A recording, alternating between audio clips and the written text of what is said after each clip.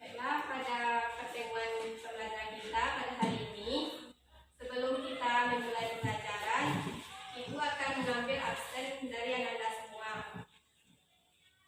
Yohana Destia Hafifah Deno Teresia Valensi, Sahra Maulina Sania Lovela Sandres, Tari Oktavani, Tiara Ramadhani, Novaldo Armen, Reski, Zaki Afrani.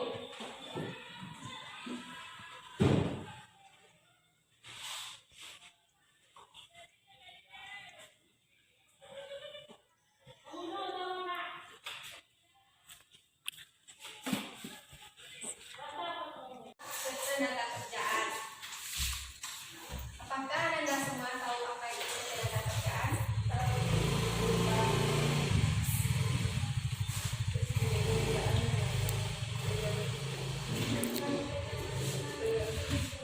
Ada yang tahu?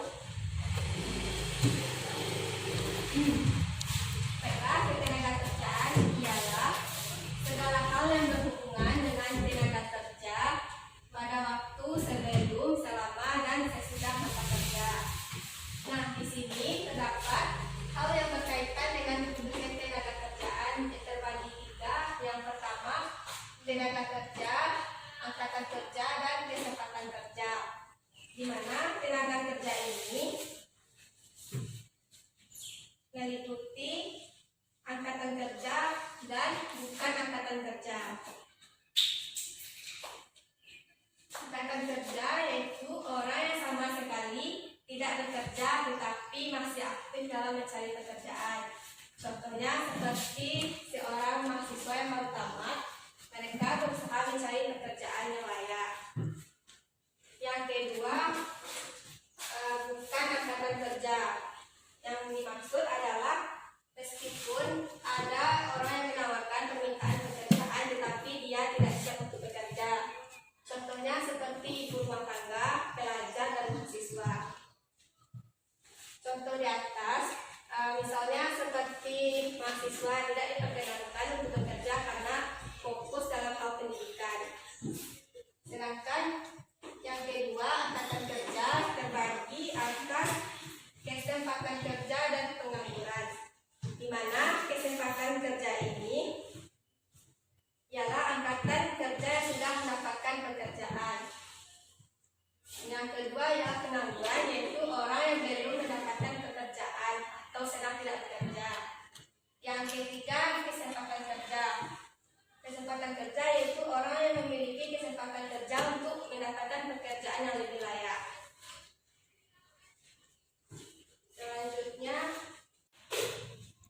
Selanjutnya ketenaga kerjaan ini terbagi dari jenis-jenis upah.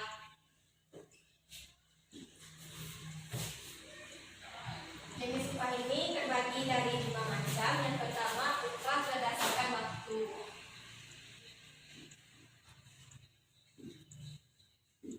Yang kedua, yaitu berdasarkan lamanya seseorang melakukan pekerjaan, seperti mereka yang dibayarkan bekerja dalam bentuk harian, mingguan, atau bulanan. Yang kedua, upah borongan, di mana upah borongan ini sudah disepakati dari awal antara orang yang memberi borongan dan orang yang mendapatkan borongan. Contohnya, seperti Bapak Tony membangun rumah 2 lantai. Ia sudah sepakat dengan upah borongan yang ia bayarkan kepada tukang tersebut. Misalnya, ia sudah sepakat membayarkan upah bangunan rumah tersebut 20 juta dari awal pengerjaan sampai terakhir sampai selesai. Nah, yang selanjutnya co-partnership, yaitu berupa saham atau obligasi dari perusahaan, di mana perusahaan berharap pekerja mempunyai rasa memiliki untuk perusahaan yang produktif. Yang keempat, upah premi, yaitu upah khusus. Misalnya ketika seseorang tersebut mendapatkan pekerjaan lembur atau seseorang tersebut mempunyai skill yang lebih khusus dari karyawan lainnya, seperti dia mendapat tambahan upah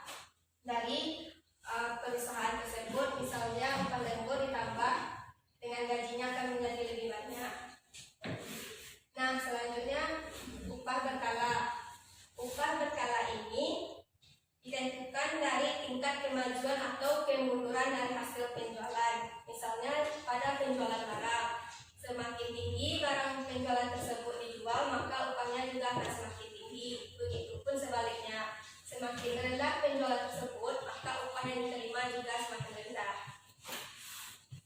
Selanjutnya, mendeskripsikan tentang pengangguran. Apakah Anda semua tahu apa itu pengangguran?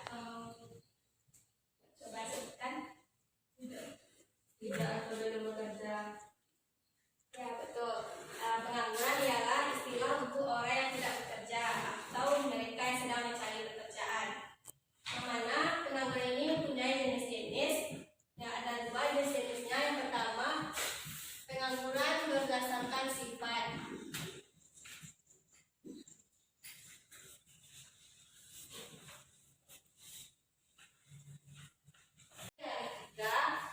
Yang pertama, pengangguran terbuka.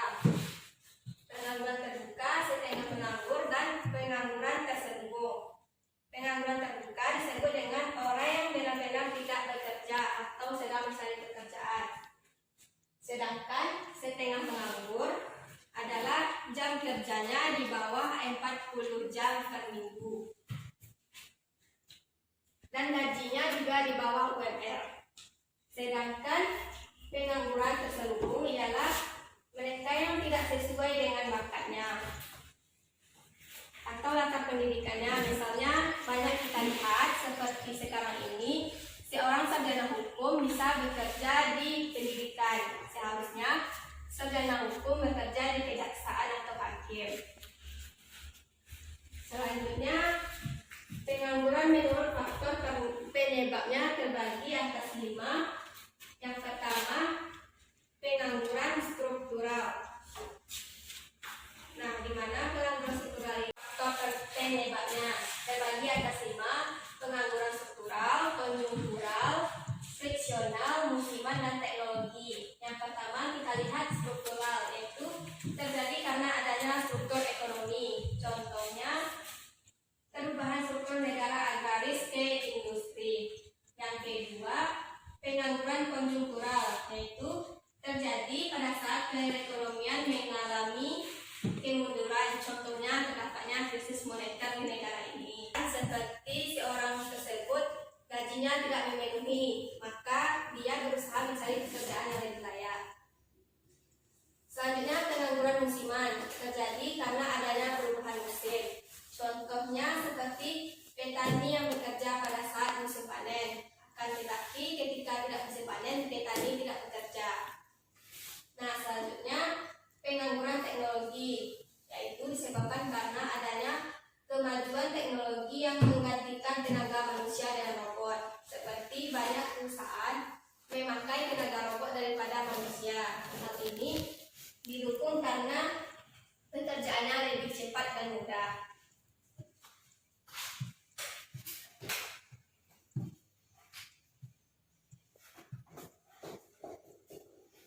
Selanjutnya kita lihat penyebab pengangguran. Pengangguran ini punya beberapa sebab. Yang pertama, yaitu ketidakseimbangan antara pekerja dan lapangan kerja, di mana banyak kita lihat pada saat ini banyaknya pekerja yang menganggur sedangkan lowongan pekerjaan tidak ada.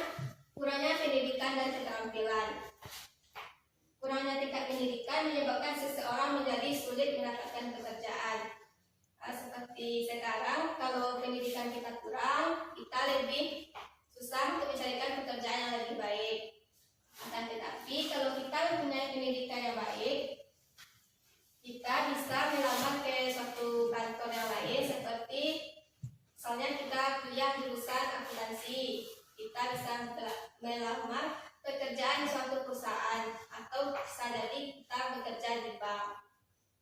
Dan di sini kita juga harus mempunyai keterampilan yang memadai, seperti kita harus bisa menghitung, mengelola keuangan, dan mencatat hasil dari perusahaan tersebut. Selanjutnya, tingkat kemiskinan. Tingkat kemiskinan menjadi penyebab dari pengangguran karena banyaknya orang tidak bekerja yang menyebabkan orang itu menjadi miskin. Misalnya seperti tidak mengasah keterampilan saat awal, karena mereka tidak memiliki keterampilan, itulah menyebabkan mereka menjadi sulit mendapatkan pekerjaan dan menjadikannya kehidupannya bisa jadi menengah ke bawah. Dan juga banyak menyebabkan kriminalitas, pembunuhan, dan hal-hal yang keji lainnya untuk mendapatkan uang. Selanjutnya, adanya PHK atau pemutus hubungan karyawan. Banyak kita lihat pada saat pandemi ini, banyaknya perusahaan men-PHK karyawannya karena tidak cukupnya sumber daya alam atau sumber daya manusianya, karena disebabkan perusahaan tersebut tidak mampu membayar gaji untuk orang pekerja tersebut. Maka itulah mereka men-PHK beberapa orang karyawan untuk menstabilkan keuangan perusahaannya. Selanjutnya, pasar global.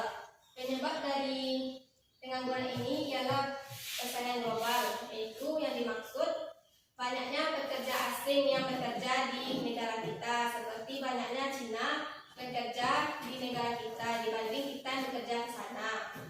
Hal ini menyebabkan banyaknya masyarakat Indonesia menjadi menganggur karena posisi tersebut telah diisi oleh masyarakat luar negeri yang bakatnya lebih hebat dari kita sendiri. Nah, selanjutnya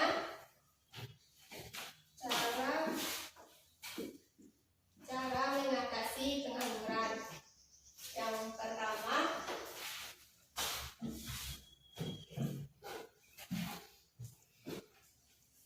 menyelenggarakan bursa tenaga kerja. Bursa tenaga kerja ini maksudnya mempertemukan antara pemberi kerja dengan pencari kerja, di mana mereka membuka lowongan pekerjaan melalui media massa, media elektronik maupun media lainnya, seperti dia memasukkan lowongan pekerjaan ke situs web atau ke koran atau berupa spanduk yang ditempelkan ke tempat-tempat umum. Hal ini memudahkan bagi para pencari kerja untuk menemukan pekerjaan ketika mendapatkan informasi tentang pekerjaan yang dia cari. Misalnya, kita bisa memberikan pelatihan untuk seseorang menjahit di suatu pabrik. Sebelum bekerja, mereka memberikan pelatihan dulu kepada karyawannya agar pekerjaan yang dilakukan ke depannya menjadi lebih baik dan lebih kreatif lagi. Dengan meningkatkan keterampilan pelatihan kerja ini, maka pekerjaan seorang karyawan tersebut menjadi lebih bagus.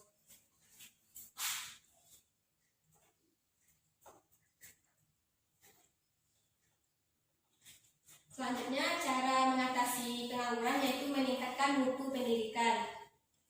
Tentu dengan pendidikan yang tinggi, maka akan menciptakan sumber manusia yang berkualitas, di mana pendidikan dapat dilakukan untuk menghasilkan generasi penerus bangsa yang kreatif, aktif, dan efisien dalam pemerintahan dan mengatasi pengangguran tersebut. Selanjutnya, meningkatkan jiwa kewirausahaan.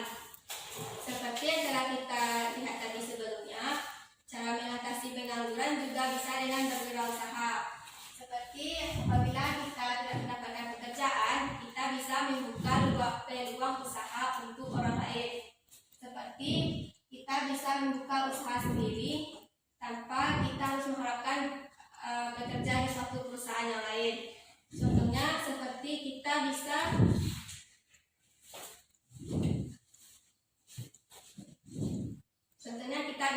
memiliki wirausaha catering, di mana wirausaha catering ini bisa kita promosikan melalui media sosial, seperti memasukkannya dan mempromosikannya misalnya di Instagram. Facebook ataupun media sosial lainnya agar dapat dilihat oleh banyak orang, serta cara kita menarik perhatian pelanggan tersebut, kita harus membuat usaha kita itu menjadi lebih kreatif dari orang lain, seperti kita bisa menambahkan menu makanan yang belum banyak diminati oleh orang lain. Maka hal tersebut juga dapat menarik konsumen untuk membeli produk kita. Selanjutnya, informasi lowongan kerja. Hal ini sangat penting bagi para pencari kerja. Seperti kita bisa mencari pekerjaan melalui teman-teman kita yang bekerja di perusahaan. Kita bisa mendapatkan informasi apakah di perusahaan tempat dia bekerja mempunyai lowongan pekerjaan yang baru. Maka itu kita bisa mendaftarkan diri kita ke perusahaan tersebut sesuai dengan rekrutmen perusahaan tersebut. Misalnya seseorang perusahaan merekrut seorang sekretaris, di mana yang dia minta ialah mempunyai skill yang baik, mampu berbahasa Inggris, serta mampu berkomunikasi secara lisan maupun verbal dengan konsumen. Serta seorang sekretaris dituntut untuk bisa bicara di depan umum dan juga diminta cara dia berjalan. Nah, di mana yang diharapkan oleh perusahaan tersebut untuk mencari karyawannya seperti yang saya sebutkan tadi, memiliki kriteria yang ia cari. Kalau kriteria yang dia cari tidak sesuai dengan kita, maka untuk itu kita akan lebih sulit mendapatkan posisi tersebut. Ya, Karen. Jelaskan kaitan antara pengangguran dengan pasar global. Nah, pertanyaan dari Karen yaitu jelaskan kaitan antara pengangguran dengan pasar global. Nah, hal ini sangat berkaitan karena seperti yang Ibu bilang tadi, persaingan pasar global di Indonesia semakin banyak. Misalnya terdapat pedagang Cina pergi ke Indonesia untuk bekerja di negara kita. Seperti dia memiliki banyak perusahaan yang kita lihat perusahaan tersebut pemimpinnya ialah Cina. Nah, di mana Cina lebih menguasai pekerjaan perusahaan di negara kita sendiri. Maka hal inilah yang menyebabkan banyaknya negara kita yang jadi menganggur. Karena posisi karyawan di perusahaan tersebut banyak diisi oleh orang asing. Karena mereka menganggap orang asing lebih hebat dari negara kita sendiri, padahal salah. Banyak juga masyarakat Indonesia ini memiliki kriteria yang cerdas dan kompeten dalam bekerja di perusahaan. Tidak harus Cina yang bekerja di perusahaan kita, tapi kita juga bisa bekerja dengan baik di negara kita sendiri. Sebaiknya para perusahaan, misalnya kalau ada perusahaan tersebut dipimpin oleh orang asli Indonesia, sebaiknya dia merekrut karyawan yang berasal dari negaranya sendiri dan tidak mengambil karyawan dari negara lain untuk memutus rantai dari pengangguran di Indonesia. Kita pada hari ini tentang ketenaga kerjaan. Minggu besok kalau ada yang ingin ditanyakan boleh ditanyakan sekarang. Minggu besok kita masuk ke pelajaran yang selanjutnya. Untuk itu, Ibu akan tutup mata pelajaran ini dengan salam. Wassalamualaikum warahmatullahi wabarakatuh. Waalaikumsalam warahmatullahi wabarakatuh.